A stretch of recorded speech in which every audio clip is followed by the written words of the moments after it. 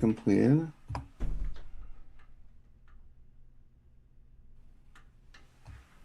Okay. Looks like we got YouTube is up. Damn it.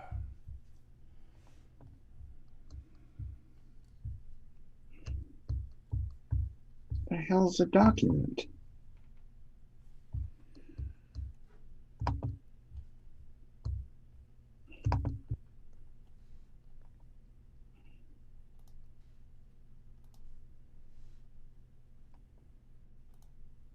Actions taking place. The document was accepted. I just want to It's get to the damn time to document. start being nice. What? Time to start being nice. I'm going to let people in. Arr. Okay, here we go. Opening. Okay. And going to start Facebook.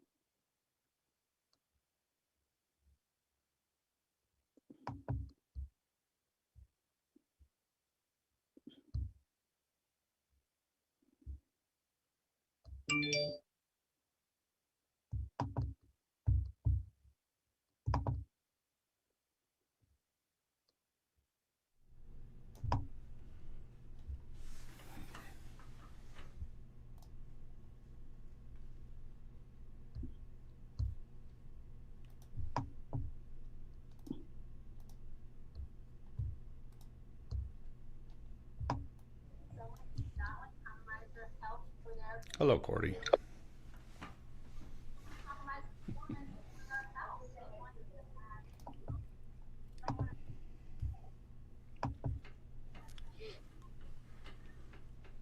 Welcome, participants that are joining tonight. Please stand by, and we will have our pre-show video in 10 minutes.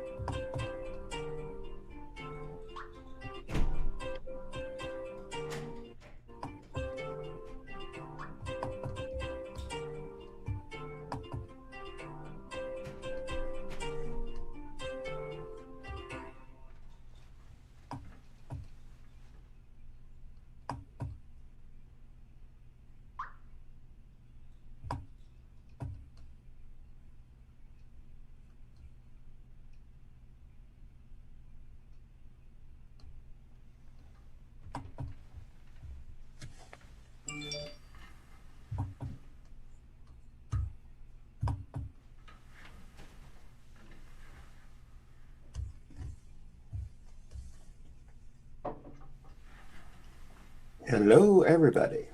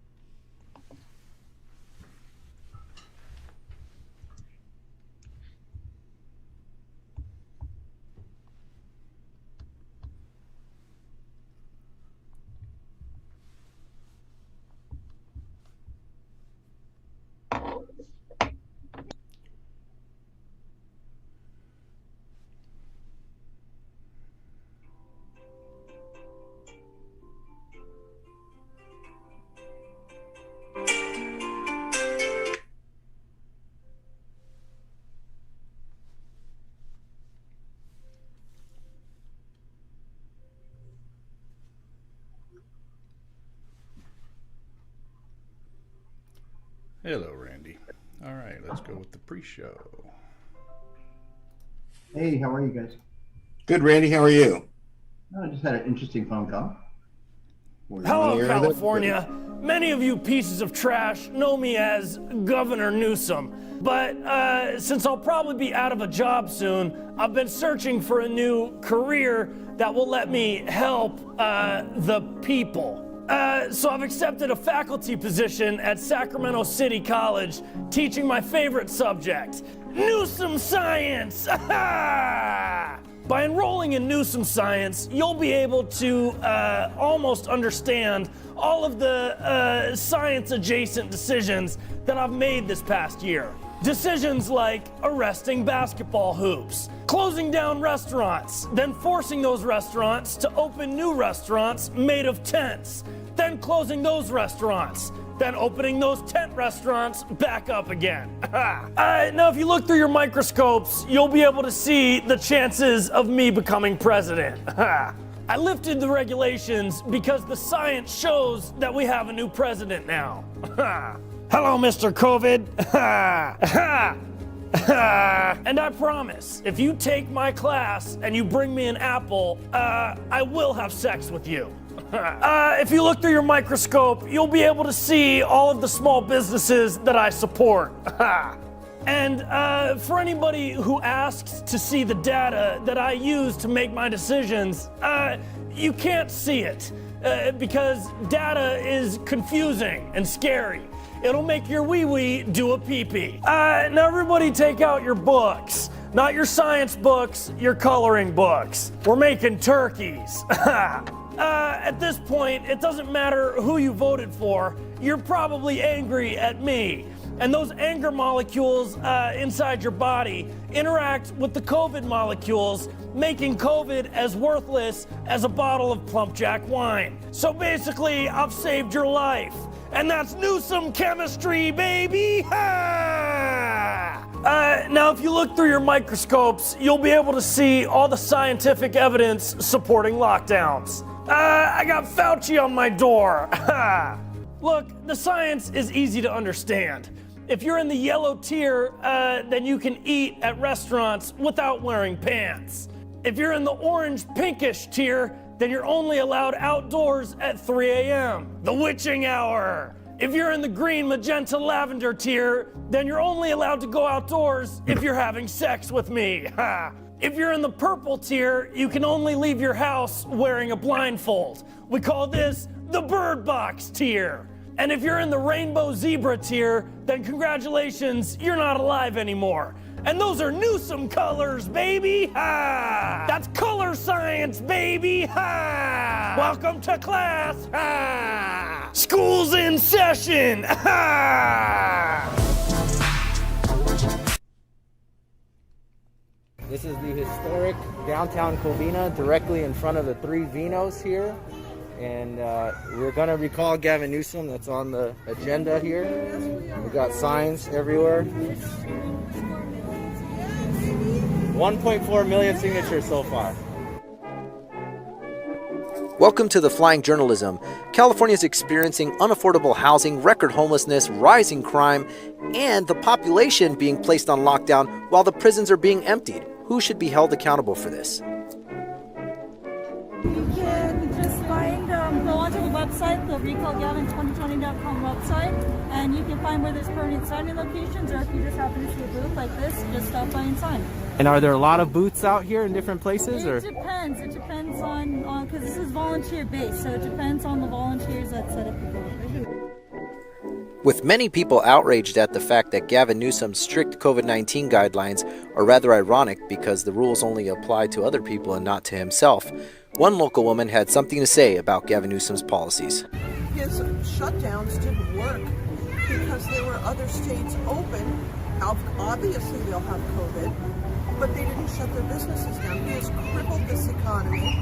We have thousands of small family businesses that are gone. They're closed.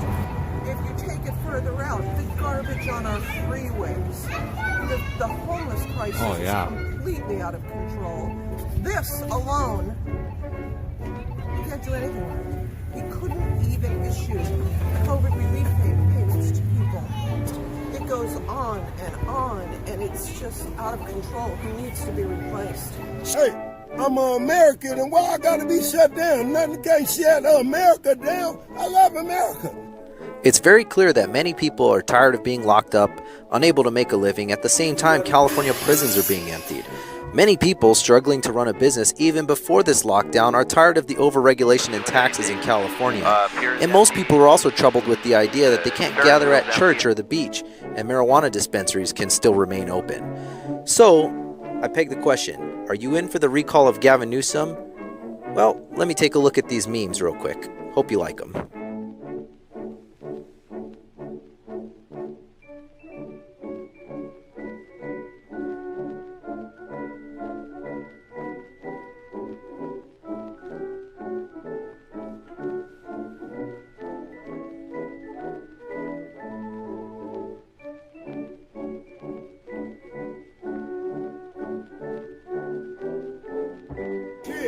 Recall wherever you gotta recall, keep these motherfuckers.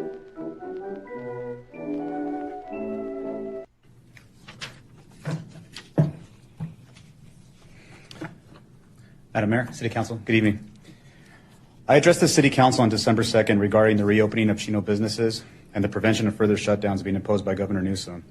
Not much was done to prevent those actions by the governor, and as a result, thousands of people became unemployed during the holiday season. I hope my words today will incite a response from this City Council, however. For the purpose of this address, I believe it is important to note my profession as it speaks to my level of credibility. I am 41 years old and have been a police officer for 19 years. During my career, I have worked a variety of assignments, most of which were dedicated to special problem details to help reduce crime in our most troubled areas. I am here today to bring attention to the rapidly growing violence and safety concerns that are sweeping across California and the horrible policies that are placing every single one of its residents at risk. Several weeks ago, my officers and I responded to a radio call of a restraining order violation. The suspect in this case was the victim's ex-boyfriend. The day after the suspect's release from prison, he broke into the home of his ex-girlfriend and physically assaulted her. The victim's son was home at the time of the incident and was able to stop the attack. Fortunately, several of my units were in close proximity to the call and were able to take the suspect into custody. The victim asked why this man was released from prison early. That is a good question. The thick stack of papers I hold in my hand are not a Hollywood screenplay. It is the arrest record of the same man who broke into this woman's house and assaulted her. This 42-year-old man has been arrested 28 times. 16 of those arrests were for felony crimes. Those crimes range from drug possession, felony domestic violence, gang member possession of a firearm, armed robbery, and rape. The suspect in this case was currently serving time for possession of narcotics and a firearm while on parole. So again, why was this man released from prison? The answer is simple, yet it's disturbing. Under Governor Newsom, men like this are often released from prison because he classifies them as nonviolent offenders. What is even more disturbing, over the past year, Governor Newsom has been quietly releasing thousands of inmates from prisons throughout the state. He is doing so without any threat assessment and with complete disregard for the safety of Californians. The term nonviolent offender is a phrase people like Gavin Newsom and new LA District Attorney George Gascon like to use often.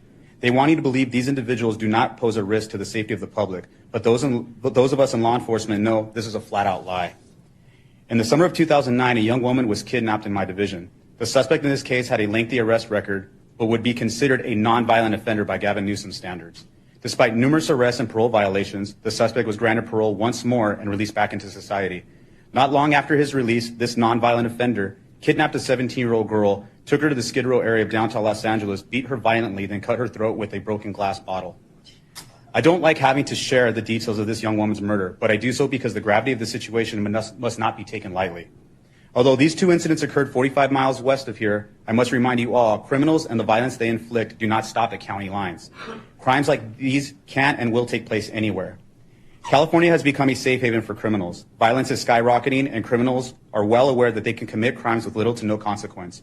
It is not uncommon for suspects to be released from custody on the same day of their arrest and sometimes back on the streets before officers have even completed their reports. This rising crime and the escalating threat to California residents is a direct result of the failed policies put in place by Gavin Newsom. Gavin Newsom has failed California. His response to the COVID-19 crisis has caused thousands of people to lose their jobs, homes, and businesses. He exploited millions of dollars from the Paycheck Protection Program. He destroyed the city of San Francisco and is now releasing thousands of criminals without any regard to public safety. How much more can California tolerate? I am asking each of you here today to join our efforts to recall Gavin Newsom as governor of California. If we fail to act now, criminals like this will plague our neighborhoods. The violence they will inflict will become so common, it won't even be newsworthy. It'll just be another day in California. Supporters of Gavin Newsom will suggest I'm a disgruntled Republican looking to get back at the Democratic Party with this recall effort. Let me be perfectly clear. I'm not a Democrat or a Republican. I'm an American. But I'm also a police officer, and as a police officer, I swore an oath to defend the lives and property of others. I have no political agenda here, just an obligation to my oath. My fellow brothers and sisters in law enforcement are doing all we can to protect the people of California, but this mass release of inmates and soft on crime policies are becoming overwhelming and destroying our ability to keep our communities safe. I often hear people say, I know police officers have a difficult job. I always push back when I hear this because until you put on a badge, you will never know what this job is like. People will never understand the horrible violence and predators we shield them from, but we will not be able to shield them much longer if Gavin Newsom remains in office. Ladies and gentlemen, California is on the clock and our time is running out. I truly believe if we lose this recall effort, we will lose California. Gavin Newsom has played politics with the lives of Californians long enough, and he must be stopped. We must protect the people of California. I ask all of you here today and to those watching at home to do your part and sign the petition. Gavin Newsom must be recalled as governor of California. I thank you for your time. Thank you very much, Al. And we are well aware of the impact of these prisons. We're doing our best now. Yeah, I know you are, and our officers are as well. Yes. Thank you.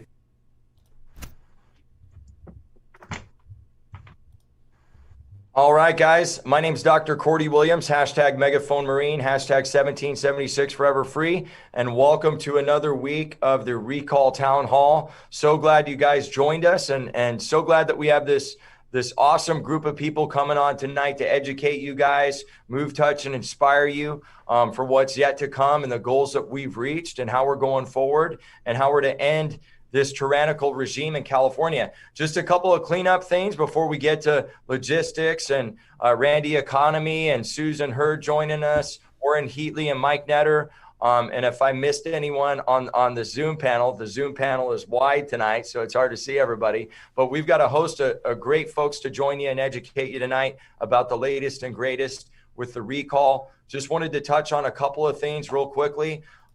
The Recall Rally Tour with Joe Collins and Recall Gavin and myself and a host of others, doing some really, really awesome events. We kind of trimmed the fat off the pig a little bit because of the draconian Sleepy Joe, in my opinion, censorship. And that's my view. That's not Recall's view. But because of all the censorship, we kind of trimmed the fat and kind of honed in on some of those dates. This weekend, on Saturday, 3 to 5 at the Santa Monica Pier, myself, Crystal Tini, Mike Netter, and Matt Couch, as well as I think Gina Bacon and Joy Villa will be coming to the San Diego Pier. And we've got a great message for you. It's going to be awesome. It's going to be epic. The new calendar of events is out. The following week, we will be in Ventura at Promenade Park. We were in the exact same place, in fact, a year ago. And then the following weekend after that, if I'm not mistaken, it will be Bakersfield. And we will finish up with the last two spots at the San Francisco Capitol and the Sacramento Capitol, which will be on March 6th and March 7th. That's the Saturday and Sunday. The Friday before that, which is March 5th, will be a special cleanup day where Recall Gavin, myself, Orrin Heatley, Scott Pressler, Right Side Broadcasting, Brian Glenn, probably Matt Couch. We might have Pastor Jurgen there. There may be some guy named Charlie Kirk, possibly. We're working on all sorts of stuff. So not to put that on blast, but we're working on it. He hasn't said yes in the process of asking the guy, but I'm just going to tell you what I'm floating. But all the other names I mentioned are confirmed and locked in. It's going to be great, and it's going to be epic. So with that, I'm going to shut up, and I'm going to turn it over to Orrin first, and then we're going to go around to the rest of the panel and kind of hear what is going on around the state. Mr. Orrin Heatley, go ahead, brother. God bless, and thank you so much for that, Corey. And you know what? There is a lot going on. You guys got all those dates, right? I hope. So, you know, we are inching closer to the goal. I don't want to get overconfident. I want to make sure that everybody knows that, you know, even though it may appear that we're close to the goal, we still have to go beyond that. And we have to go above and beyond the call, because there is, the registrars are going to reject a certain number of signatures that we gather. So we have to accommodate for that, and we have to push beyond the goal in order to make sure that we win the game. Beautiful. I love that. Thanks, Orrin. Randy, I'm going to go and hit you up, and then we're going to hit Mike Netter up, and then we're going to hit Miss Susan up. So Randy, you got the floor. Beautiful, man. Well, I want to let everybody know that the number one question we're getting from the media is, have we reached the goal line and the threshold? And we don't have an official announcement yet, and we're not going to have an official announcement until probably Friday. So I know that there is some premature information that's going out right now that's circulating through the media. My phone has had several phone calls in the last 5 minutes. But I just want to let everybody know that, you know, our campaign is on fire. We're very excited. We're going to make it a great announcement this week, I hope. I think Orrin will go ahead and be able to elaborate a little bit more on that. But again, this has been an amazing journey for all of us. And I just want to thank everybody who has been so kind and so helpful and so determined to get this thing done. That now we're kind of, we're at a very critical stage in the campaign, and we're going to bring this thing home, but it's going to take a lot of teamwork and a lot more effort. And I just want to say thank you to everybody on this call tonight, and we can't do it without you. And Randy, I'm going to chime in with you right alongside you. And folks, as you know, you have to run through the tape. You can't let off just at the end of the race. You have to push harder, and you have to move. And, you know, like my parents told me back when I was a kid, you can breathe in the end. Well, we're all pushing hard. We're all moving forward. Yeah, it looks good, but I don't want to be overconfident. I want to make sure that, you know, we push forward and we run through the tape. Awesome. I love that. And I totally agree, Orrin. It's funny. I was just saying on an interview yesterday, today, something about just complacency and how sometimes innately, you know, I think pain and change and transformation and accountability are so difficult for human beings, but complacency is so easy for people to kind of get used to. When they hear good news, they're like, I'm going to let off the gas. And to Orrin's point, now's not the time to do that, guys. We need to be far above 1.8, north of 2 million if we can, just so we make sure that there's no way our good friend Adolf Newsom can be a slippery little snake and try to get out of this thing. So that's why we want to get the most numbers that we possibly can. Orrin, is Mike on right now? I thought I saw him earlier. I was gonna. I'm here. Oh, there you are. I'm here. Go ahead, Big Sexy. Well, thank you. I feel so honored to be called that. This is an amazing journey. And for everybody out there, There's always talking about crowdfunding. I don't think anybody in the history of politics has ever seen anything where literally it's been done with this many people kind of crowd volunteering to gather signatures. To continue to drive towards really the 1.8 or 2 million that we need, I ask a couple things of everybody out there tonight. One, put aside the noise a little bit. To Oren's point, we now have to run through the tape. We have to do a victory lap, which really means we need to get to that 1.8 or 2 million. There are a lot of forces as this has gotten bigger and bigger on both sides of the aisle, quite honestly, that are coming into play here that either don't understand the recall, like everybody participating here, or simply want to create some noise. So some of the things I always like to task people with things because I'm really good at that. One, encourage people to listen to the radio show that we're doing Friday night. Not just because they get to hear my voice, Randy's voice, and Oren's voice, but we're using radio, 7 o'clock, KABC, Friday nights at the French Laundry, because we're trying to get to new sectors of people. We tried it with Zoom. It didn't work out so well because of technical difficulties. But what we want to do is get more and more people involved, listening to the show so they remember to sign the recall. These are the folks not on social media, etc. In San Diego, I'm doing a 1-hour show, one more this Saturday on KCBQ 1170. Again, just encourage people to listen and participate and go to recallgavin2020.com. And now I'm going to do one of the most favorite things I think I get to do, and that's correct Cordy. Cordy, where are we this Saturday? I thought you said San Diego. No, I said Santa Monica. Did it not? I'm glad you did, because I won't be there. Just to let you know, because I'm going to be in San Diego. Maybe I heard. So I will be in San Diego. Encourage people to go to these events. Again, not only you need to attend these events, but get other people to go. People that want to touch and feel in the fabric of the recall. There's nothing more important, again, than we are so close to getting this done. We have about 30 days. And to get this done, we need the involvement of everybody and everywhere we go to touch the recall, be on the recall, listen to the radio shows, every involvement that we can. Friday night, we have, Oren, who do we have on Friday night? Rick Grinnell. We have Rick Grinnell. Now, for those of you out there not familiar, he's a huge political figure. He's been the ambassador to Germany, #2 at the Defense Department. He's agreed to come on. Now, this isn't about us. It's just showing, again, what the power of all you folks have done together, that our little old radio show that we do Friday nights at the French Laundry is getting that kind of attention. So don't ask who's running for governor next. Lots of people are going to come out of the woodwork. Don't ask, as Oren always likes to say, what John Kennedy says, what you can do. Participation at this point in the game is continuing, since you use the tape analogy, handing off the baton. We need to get everybody who hasn't signed.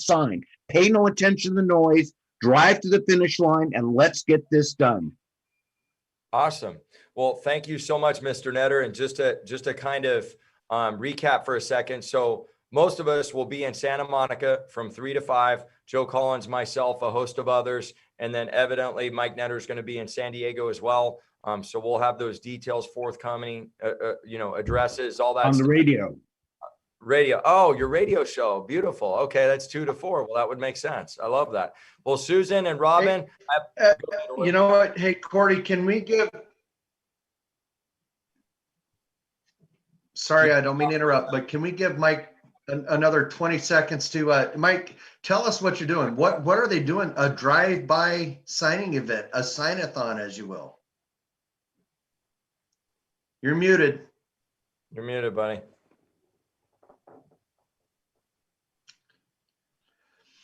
There you go, Mike. A sign-a-thon? Can you hear me now?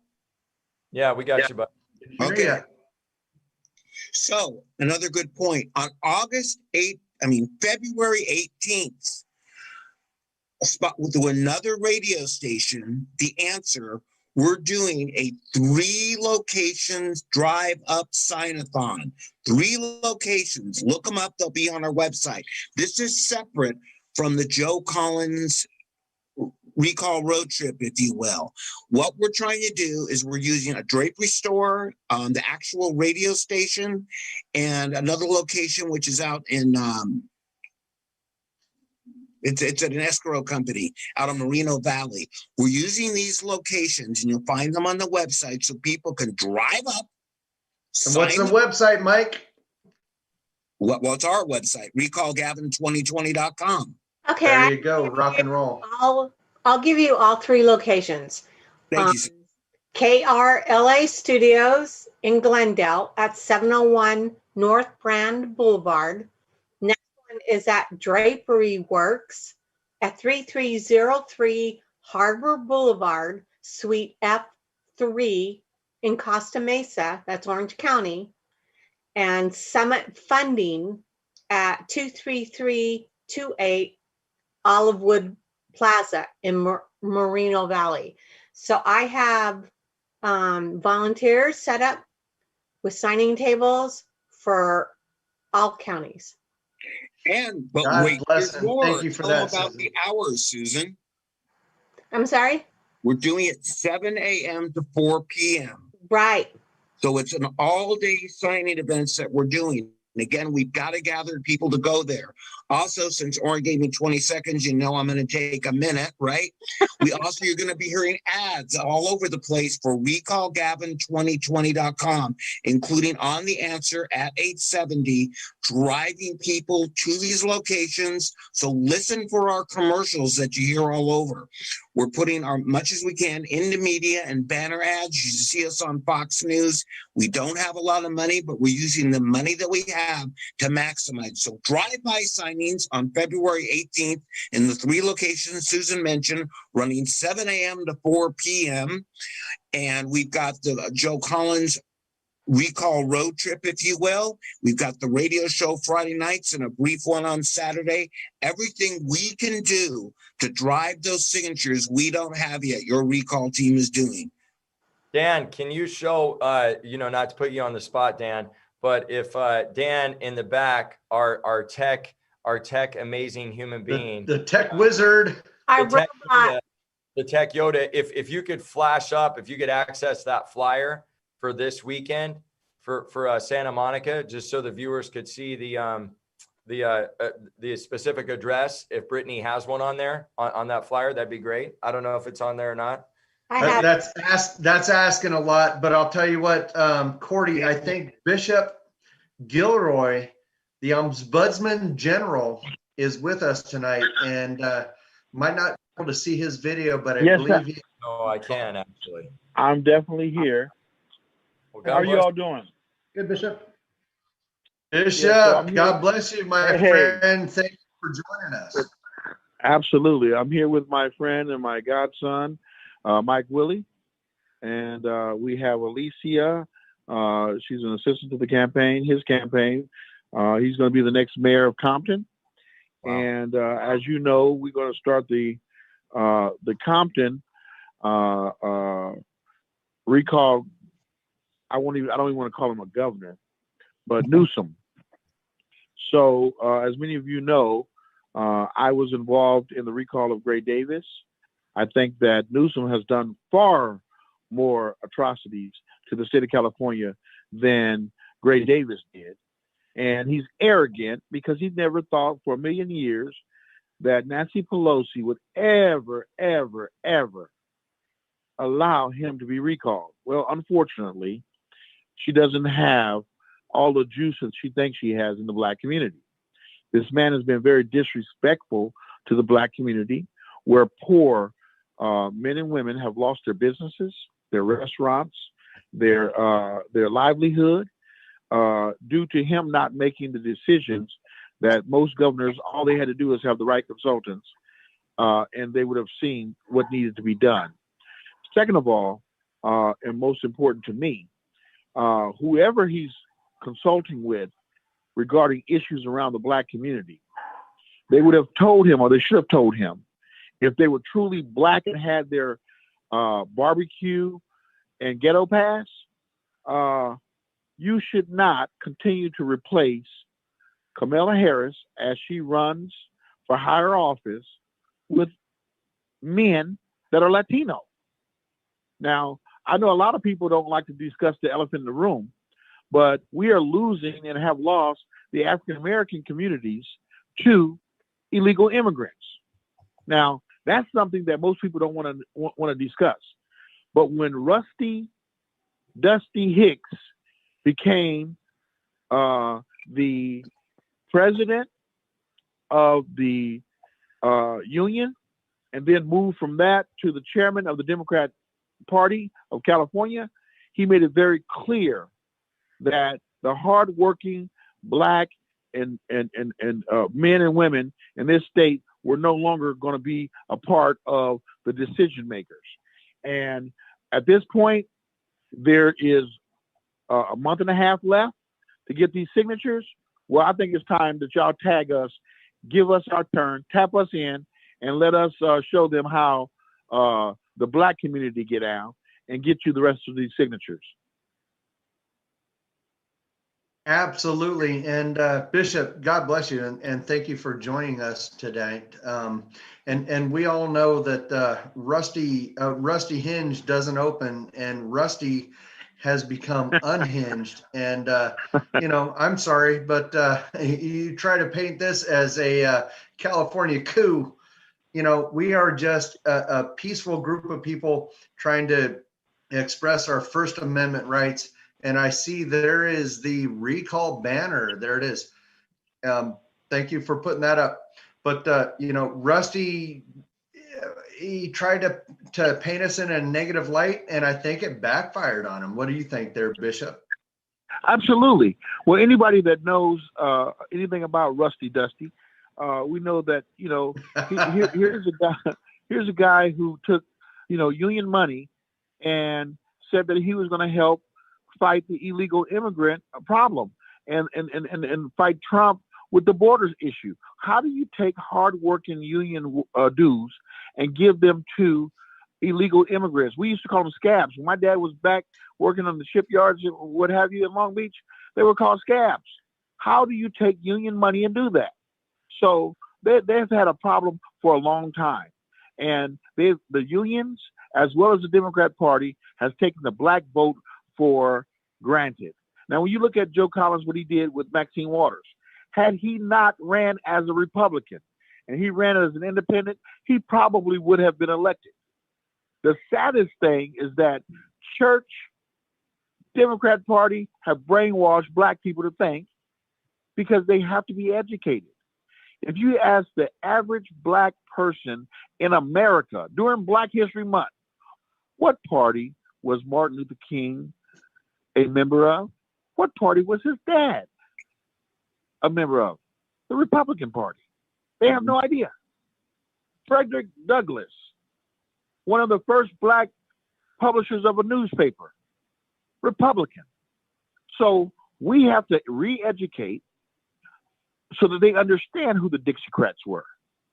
They've gotten in bed with their enemy that burnt them out. The first elected Black officials in the Senate and Congress were Republicans. So, I'm not one of those Republicans that will look down on those individuals that are stuck in Watts. So I understand they're imprisoned and they're enslaved. I understand that those Section 8 housing projects and those programs that everybody continues to beg for are the ones that keep them handicapped on the tit of the government and keep a constituent to a bunch of people who don't live there, a bunch of people that don't care about them. So I am 100% behind you all in this effort, and I would love to be a part of it. The recall of Newsom needs to take place, and it needs to include the African American community. Now, as you all know, Mike is in a nonpartisan race. But one of the first things that one of the union persons asked him, which made me stop the conversation, was, we found out that you have been registered as a Republican. And are you Republican? I said, this is a nonpartisan race. Why are you asking? We have a problem when the reporters and these unions can vilify a party so bad that have black people thinking that their enemy is actually their friend and their friend is their enemy. Oh, well, thank you so much, Bishop. That was really, really profound. I know a lot of us, we hear, I know as a white dude, it's very comforting to hear people of all races and colors attest to the history of the tyranny and where it started, not only from a state level, but from a federal and national level. So, I think a lot of folks maybe heard that and they didn't think, hey, I heard this or I heard it on a podcast or whatever, but to hear it from somebody of your position and your faith, I know really solidifies and ingrains in people that we are moving forward in the right direction and we're behind the right people. So God bless you. Anybody have any questions for the bishop? Oren, Randy, Susan, Robin? I just want to say that Bishop, you're kind of a folk hero in the African American community and also throughout Los Angeles County. And for you to be helping us, from the bootstraps up is nothing short of a miracle. And I just want to say thank you for all the timeless conversations you and I have had with Oren during the past several weeks to be able to get to this point. We're honored to have your help. We're honored to have everybody's help with you in the Compton community. I born in Hawthorne and grew up in Gardena and Cerritos, and so Compton. I've been involved in Compton politics for decades, and it's very near and dear to my heart. And I know that there are a lot of people in Compton who aren't happy with Gavin Newsom right now. And so your words tonight are inspirational. Your message is continuing to resonate not only here, but throughout all of California. And so I just want to say thank you from the bottom of my heart for what you do and who you are and what you're doing for us from this day forward. Again, thank you so much. Thank you very much as well. And Bishop, I just want to chime in for the voice who is afraid to be heard tonight. I've talked to a couple leaders in the Black community, small business owners and the like, and they're afraid to come forward. They're afraid to be heard. They're afraid that if they speak up, then they're going to be chastised or persecuted, or their business is going to be boycotted and so forth. And this is really concerning to me, because I've talked to these people on the phone and I've tried to coax them to come forward and speak on this town hall or to speak regarding the recall and so forth. And what's really concerning is the level of fear in the Black community and in the community as a whole. This governor has operated off of threats and intimidation, and if you work on the border wall, then the state government won't do business with your company. If you do this or you do that, then the state government won't do business with you. They won't consider you as a viable contractor if you do this, that, or the other thing. So what they're doing is they're using threats and intimidation to coerce a segment of the society. And the Black population, I'm finding out when I talk to people in the Black community, they are being singled out, which is unconscionable from my perspective. It's extremely hard to get somebody to come forward. Now, can you elaborate? It's Jim Crow. It's Jim Crow all over again. You're absolutely right. Nothing has changed from Jim Crow. The reason why, first of all, this crazy bishop don't care, okay? But I became a Republican with the real Republicans. General Celeste King, one of the Tuskegee Airmen, right? And he explained to me, he was a part of CORE. He explained to me, listen, you can get in line with these Democrats, which would be a long line, or you can go over here and articulate what you need to the Republican Party. You may have a fight here or there, but all you're going to do is